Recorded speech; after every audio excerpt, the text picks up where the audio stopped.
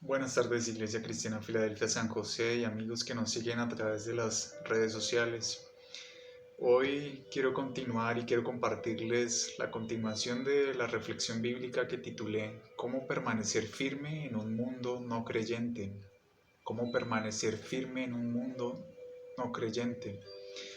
Y Pablo en esa ciudad experimentó desafíos a su fe, enfrentó a la idolatría, la religiosidad y a la filosofía en un lugar llamado Areópago, donde se reunía la junta que gobernaba la ciudad, a la sombra de Platón, de Zenón, de Sócrates y de Epicuro.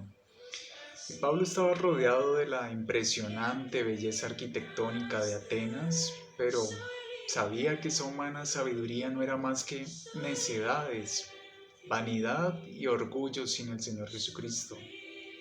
Porque toda religión es una burla y cualquier belleza es vanidad sin el Señor Jesucristo. Y Pablo se puso de pie, se reunió ante la junta que gobernaba la ciudad, firme en su fe y convencido de su misión a intelectuales, religiosos, burladores y curiosos. Les predicó del Dios no conocido.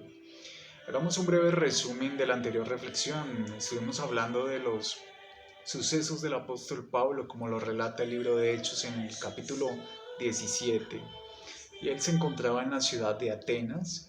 Recordemos que era el centro cultural e intelectual del mundo en ese entonces.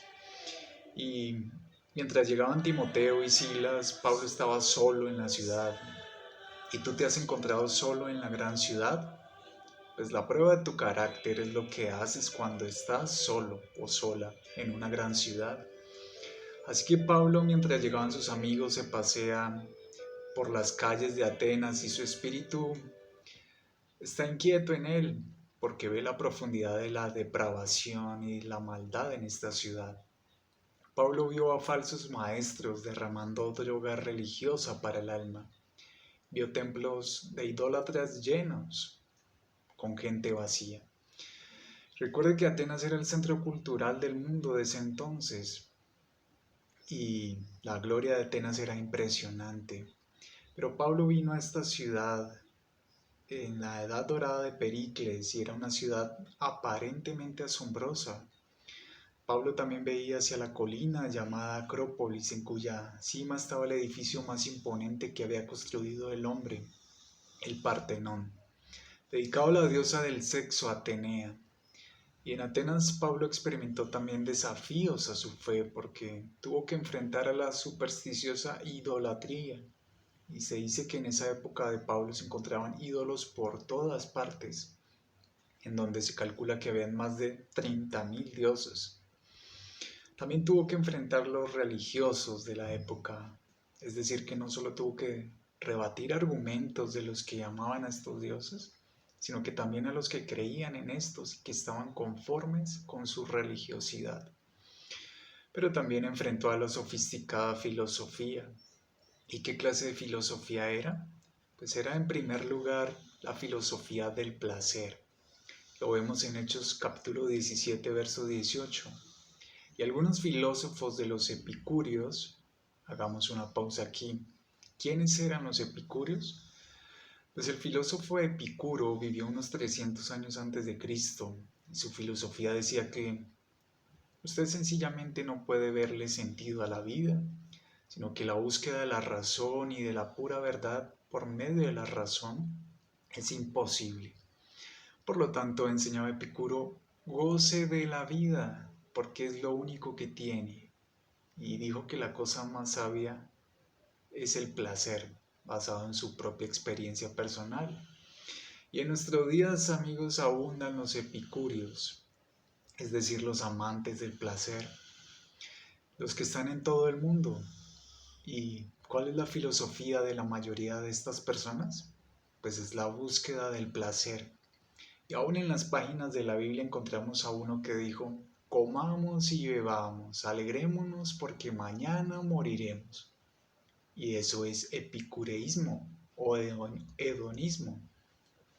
Y hace unos años un comercial de una marca de cerveza decía, usted pasa por la vida solo una vez, así que dése todo el gusto que pueda. Y esto no es nada nuevo porque es una de las cosas más antiguas que existen. La filosofía del placer enseñada de los epicúreos, hoy en día en casi todos los medios de internet, de televisión, de revistas, promueven el sexo fuera del matrimonio como filosofía del placer.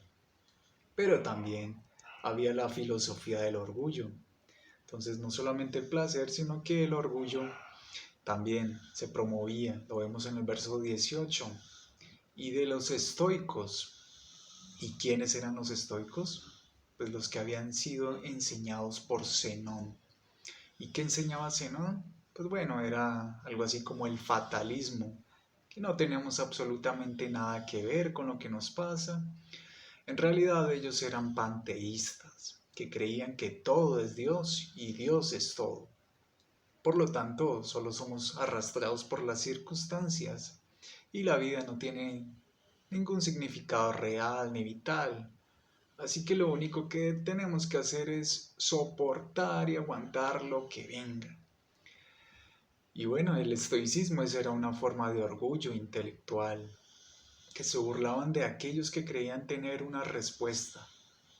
Y los estoicos creían en la autosuficiencia, como algunos personajes de hoy, que creen que el mundo gira alrededor de ellos, o que son los más fuertes. En realidad no quieren ver la fragilidad de ellos mismos. Hay un ejemplo y es la fragilidad del cuerpo humano ante el diminuto coronavirus, pero que puede causar hasta la muerte, y lo estamos viviendo actualmente. En el Salmo 103, verso 14 al 16 dice: nuestra vida es como la hierba, que pronto se marchita. Somos como las flores del campo. Eh, Crecemos, florecemos, pero tan pronto sopla el viento dejamos de existir y nadie vuelve a vernos. Y pues los epicúreos, los estoicos, están entre nosotros hoy. Estamos rodeados por las filosofías gemelas del placer y del orgullo, es decir, que ellas andan juntas. Y estos dioses están más vivos que nunca en el corazón de la mayoría de personas. Estas filosofías siguen siendo enseñadas y practicadas hoy. Y esta religiosidad está con nosotros en la actualidad. Pero hay una segunda cosa que también quiero dejarles en sus corazones y es que usted puede permanecer firme en su fe.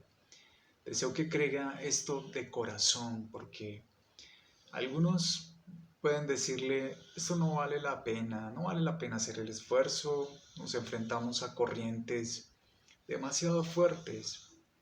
Pero amigo, amiga, eso no es cierto. Usted puede expresar, demostrar y confiar en su fe. Lo dice Hechos 17, 19 al 21. En Atenas, la junta que gobernaba la ciudad se reunía en un lugar llamado Areópago. A la gente y a los extranjeros que vivían allí les gustaba mucho escuchar y hablar de cosas nuevas. Así que llevaron a Pablo ante los gobernantes de la ciudad y estos le dijeron: lo que tú enseñas es nuevo y extraño para nosotros. ¿Podrías explicarnos un poco mejor de qué se trata? Pues bueno, la junta que gobernaba la ciudad se reunía en este lugar y debían presentar allí sus discursos. Y si este extranjero hubiera sido usted, ¿qué hubiera hablado? ¿Había estado listo para dar una respuesta? Pues Pablo tuvo la oportunidad de hablar y recuerde que estaba rodeado de filósofos, es decir, de sabios de la época, de la opulencia, de la economía desarrollada, entre comillas, de ese entonces. Pero Pablo sabía que esa humana sabiduría no eran más que grandes necedades sin el Señor Jesucristo. Salmo 127, verso 1 dice: si el Señor no edifica la casa, de nada sirve que los edificadores se esfuercen. Si el Señor no protege la ciudad, de nada sirve que los guardias la vigilen. La religión era una burla y la belleza era pura vanidad sin el Señor Jesucristo. Y Pablo los mira y se da cuenta de que ellos aparentemente tienen cubiertas todas sus necesidades. Lo vemos en el verso 22 al 23.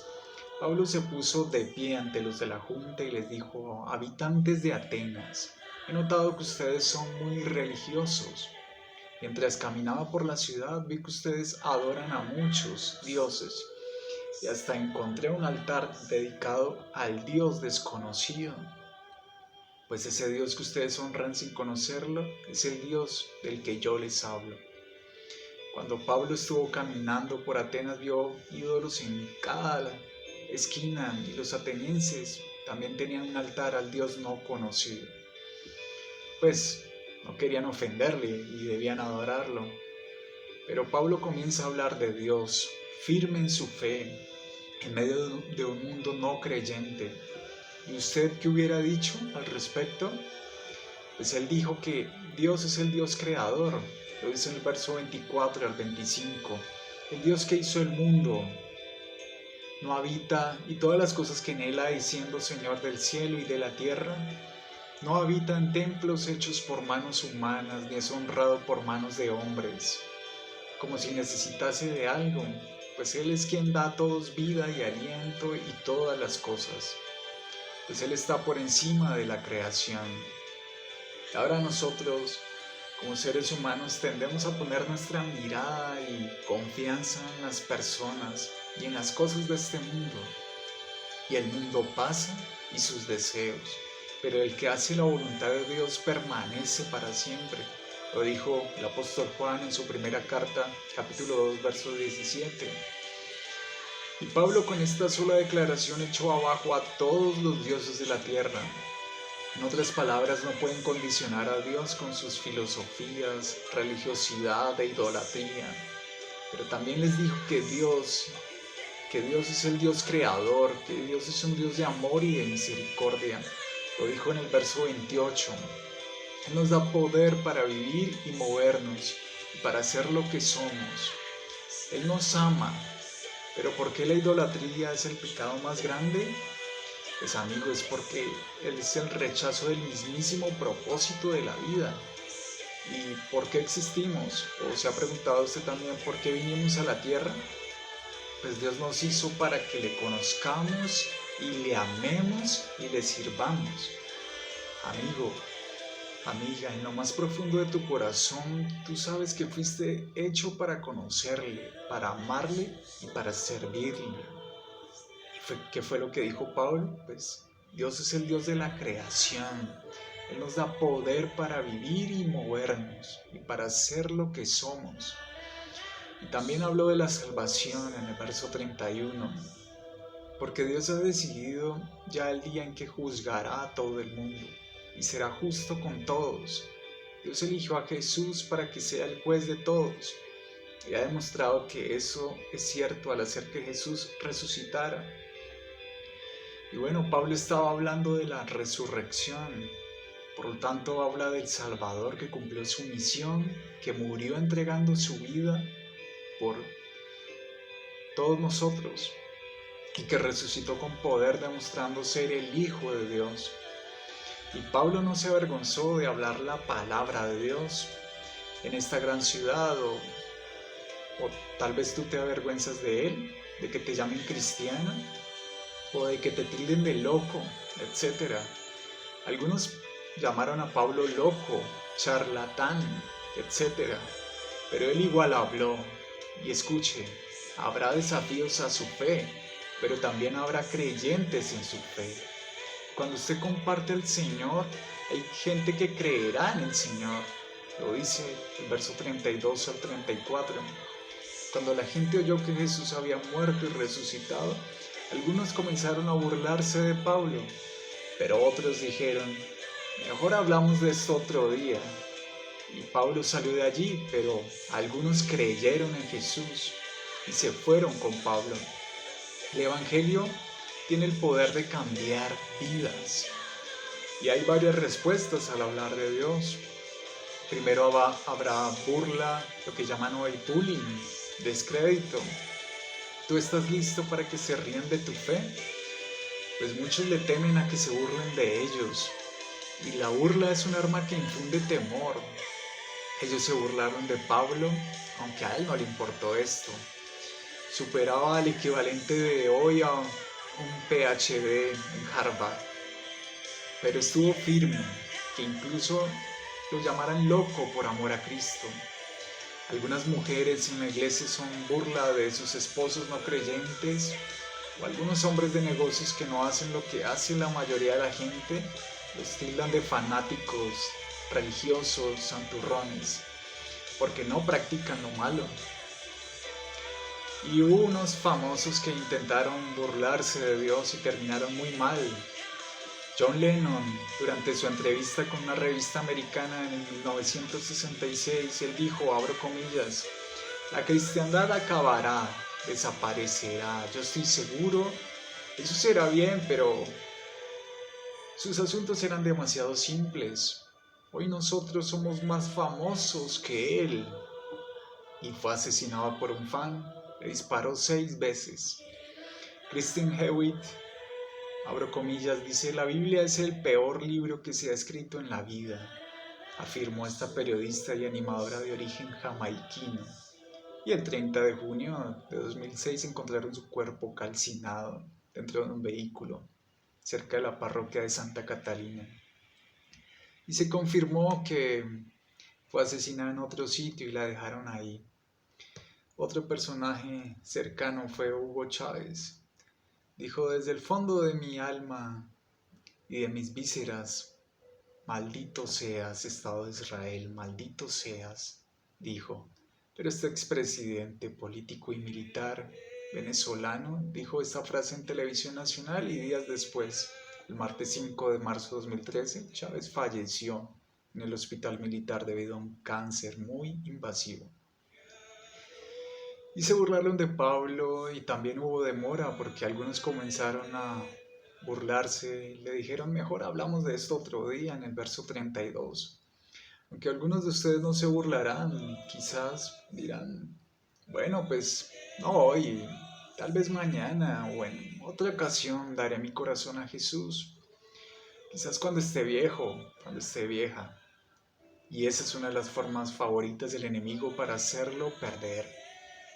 Y mire pues lo que está sucediendo a su alrededor. Se mueren tanto los viejos como los jóvenes. Y si usted no ha tomado esa decisión, hágalo ahora.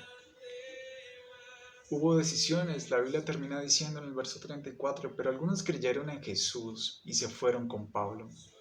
Y sé que no todos lo harán, pero también sé que cuando se comparte la palabra de Dios hay poder. Cuando usted demuestra que Dios es el Dios creador, que Dios es el Dios de amor, que Dios es un Dios salvador, que no quiere que ninguno se pierda, el Dios que lo hizo todo, pues hay algo en el corazón humano que dirá, sí, esa es la verdad y la aceptaré como mi verdad. Gracias por escucharnos, nos vemos en otra oportunidad, Dios les bendiga.